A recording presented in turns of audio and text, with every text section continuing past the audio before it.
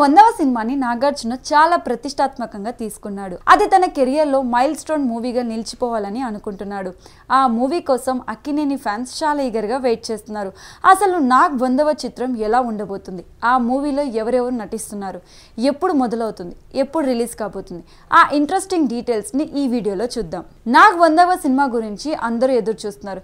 కానీ నాగ్ మాత్రం ఆ వివరాలని బయట పెట్టడం లేదు. తన పాత సినిమాలను రిలీజ్ చేసే పనిలో ఉన్నాడు.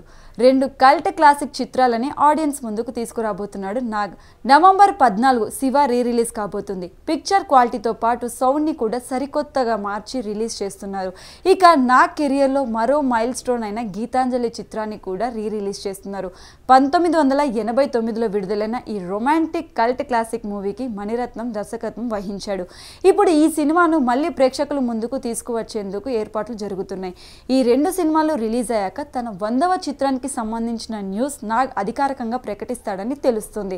అయితే ఈ సినిమాకి సంబంధించిన కొన్ని లీక్స్ అయితే బయటికి వచ్చాయి. తన 100వ మూవీని తన అన్నపూర్ణ బ్యానర్ లోనే ప్రతిష్టాత్మకంగా నిర్మించబోతున్నాడు కింగ్. నాగ్ 100వ చిత్రాన్ని కోలీవుడ్ డైరెక్టర్ కార్తిక్ తెరకెక్కిస్తున్నాడు.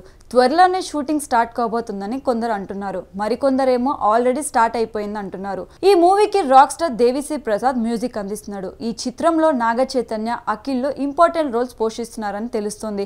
ఇక అక్కినేని అమలా కూడా ఒక కీ రోల్ లో కనిపించబోతుందని టాక్. లాటరీ కింగ్ అనే టైటిల్ కూడా ఫిక్స్ చేశారని వార్తలు వస్తున్నాయి. ఈ వార్తలు అన్నిటికీ తెరపడాలంటే అఫీషియల్ గా అనౌన్స్మెంట్ రావాల్సిందే. కెరీర్ బిగినింగ్ నుంచి నాగ్ ఎన్నో వెరైటీ సబ్జెక్ట్స్ చేశాడు. కొత్తదనం కోసం తాపత్రయపడే నాగ్ ఆ రూట్లో ఫ్లాప్స్ వచ్చినా పట్టించుకోలేదు. అందుకే ఎవరికి లేని శివ, గీతాంజలి లాంటి క్లాసిక్స్ నాగ్ ఖాతాలో ఉన్నాయి. రీసెంట్గా వచ్చిన కుబేరా, కూలీ చిత్రాలలో నెగిటివ్ షేడ్ చూపించడానికి కూడా వెనకడలేదు ఈ కింగ్. మరి కొత్తదనానికి కేర్ ఆఫ్గా ఉన్న నాగ్ తన 100వ చిత్రాన్ని ఎలా డిజైన్ చేసుకుంటున్నాడో చూడాలి.